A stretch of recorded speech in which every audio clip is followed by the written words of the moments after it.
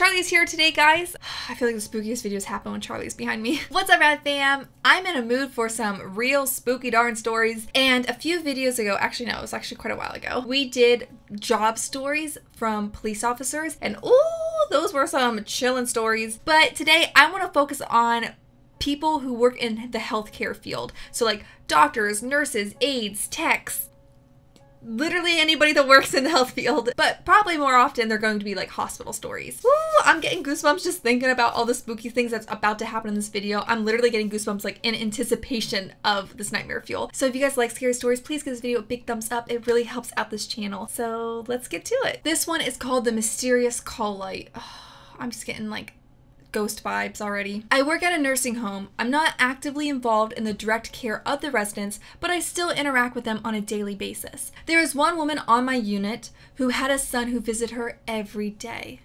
That's so nice. That's sad that he has to see his mom like that, but that's so nice. That's love. She was on hospice, so he wanted to be around as much as possible for his mom. She passed away during one of the rare times he wasn't in the building. Oh my gosh, this is heartbreaking. This is so sad. I mean, I guess to expect for sad stories to happen in a hospital, because happy things don't tend to happen in a hospital, does it? Do they? We called him to let him know, and he got in his car immediately to come be there when the funeral home came. The aides had finished preparing her body to be taken out, and we were all just waiting for the son to get there to call the funeral home. So at this point, the room was empty. Nobody was in the room.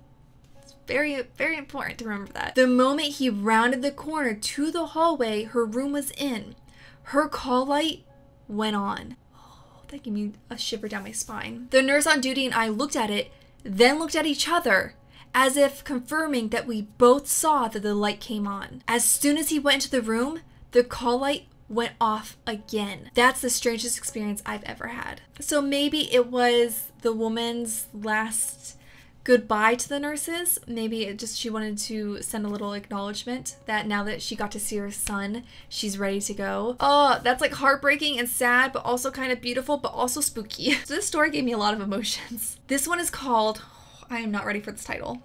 She kept talking about the man in black in the corner. No. Oh, when people can see things that aren't there, or like see things that like you can't see are there. Oh no. Oh god, that that would freak me out, and I would not want to work there any longer. People turn crazy and creepy as hell when they get really sick. Yeah, the mind plays awful tricks on people. There's even a term called ICU psychosis, and trust me, it's actually real. Anyway, the creepiest that takes the cake for me is this. I had a patient who was admitted for overdose. Very long history of mental health problems. She was thrashing around her bed, very combative, kicking people for days. Totally incoherent. This literally feels like I'm watching a horror movie. I'm like waiting for her to do something creepy. Well, the night I had her, she started making decent sense, but still not oriented at all. She was extremely paranoid and kept talking about the man in black in the corner of the room. Oh, no. Ooh, because like you want to rationally explain it, that she's hallucinating, that her mind's playing tricks on her, that she doesn't know what she's talking about. But oh, I would be very creeped out and want to turn on all the lights and not probably be in that room alone. You know what I'm saying? Oh, no. I'd hear her talking to him, and screaming all night long. Oh, no. Oh, no. Oh, is there a priest in there? So I'd go in there and try to calm her down, but you could see the fear in her eyes. She was talking other nonsense about how she was in space, and with certain patients you try to redirect their reality. But what I didn't help her at all. She said, "The man in black, don't you see him?" and pointed to the corner of the room. I said, "There's nobody there." I stepped to the corner she was pointing to and waved my hands around. Oh, no. That's like tempting like a demon. Oh, I watch too many scary movies to do that. I know that's not what you do, because then they're gonna want to antagonize you now. Oh no. While I'm waving my hands around in the air, she had the most horrifically terrified look on her face that actually scared the poop out of me. Actually, girl, I hope not actually, because like, ugh. But oh, I get what she's saying, because that just scared the heck out of me just reading that. She looked at me like I had just assaulted the man in black. I said, "See?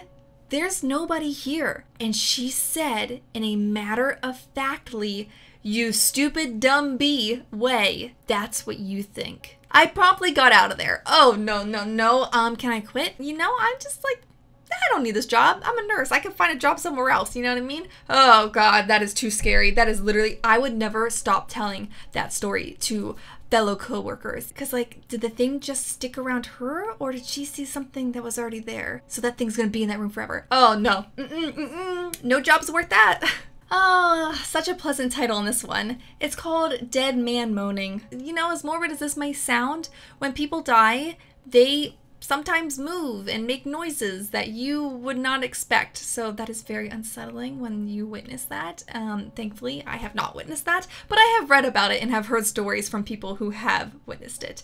Oh, and it's always a creepy thing when it happens. I worked security through college at a local hospital. The only creepy thing I remember is when a dead man moaned. Oh, that would scare the literal pee out of me. One of my duties was to help wheel patients who had expired down into the in-house morgue. Actually, it's probably not a bad job, you know what I'm saying? Once we were wheeling an older man from the ER down, and halfway down the hallway, he let out this low moan. Oh my God, I would literally like stop dead in my tracks and like think like someone needs to check on this person. Well, I mean, you should always have someone like double check if, you know what I mean, in this case. But, oh, I would literally panic. Oh, and that's what he did. I started to panic thinking he was coming back to life. But the registered nurse explained to me that sometimes the air in the lungs don't come out until sometime later, or it is delayed for a bit. Ugh, that would make me like second guess that the person's alive. And even if someone else confirmed that they were dead, I would like almost like, I'd want to believe them, but I feel like I would have like this paranoia that what happens if the person's not actually dead yet? Ooh, no, that's creepy. And the last story we are covering today is called A Doctor Has Frightening Experience Verifying a Woman is Dead. And this goes back to the previous one. Like, that would be too stressful. I'd have to ask like 5 other people to verify that someone passed away. You hear crazy stories, you know what I'm saying? Verifying death is always sad, but my friend tells me the funniest story about how creepy his first verification of death was. This is not meant to be disrespectful to anyone. Black humor is a huge part of doctors' coping strategies. That's a very hard job. Nurses and techs and aides and doctors, they have to see people at their worst a lot of times. So that would take a toll if you didn't find some way to alleviate that stress and the seriousness of what they're seeing. You know what I mean? So I would never ever fault anyone for having dark humor. He was on a night shift a few weeks into his first job as a qualified doctor and got a call from a ward to say a lady had passed away. It was an expected death, hence why he hadn't been called about her before. And could he come and verify and do the paperwork? It's a busy shift with lots of sick people to see first, so he takes several hours to get there. Several hours. It's a long time for someone to be dead, you know what I mean? He goes up and they tell him she's in room 8. The door to room 8 is slightly ajar and the room is dark. I mean, I would leave the light on, but that's because I've seen too many horror movies. Now, she was in a side room, but most patients there were in shared bays of 6 beds. So you get into the habit of not turning lights on because you don't want to disrupt anyone getting sleep. In his nervous haste to make sure it didn't look like he was nervous, he slipped into the room armed only with his little pen torch, my bad. So just like a tiny little light. The window was slightly open and he swears the blind rattled against the sill as he crept towards the bed. The teeny circle of light from his torch picking out the rumpled white hospital blanket, only a few slim rays showing. There she lay as she was a tiny old lady. Finally, the light plays over her face and he has to bite back a little scream, nearly dropping the torch. Oh, I'm getting a mental image that I don't like. It is pure nightmare fuel, guys. For whatever reason, her pose in death is one of the most horrifying snarls. Lips drawn back to bare, teeth, the whites of her eyes showing in a fixed, blind stare, and both hands up close to her face curled into claws, slightly overlong nails shining grimly in the mirage torchlight. That is very descriptive. Thank you for that. That's a nightmare that I'm going to be seeing. I mean, after death, people's bodies do weird things. I would think that someone would have came and like closed her eyes and like pulled her hands down so when rigor mortis set in, she wouldn't be in that pose. So it makes you wonder, did they just not do that in this case, or did she move after she died? Now, to verify death, the doctors had to listen to her heart and breath sounds for 2 minutes while feeling for a pulse, check pupil reactions, and check for any response to pain. He flickered the torch dutifully across her glaring eyes, forcing himself to shuttle close enough to touch her.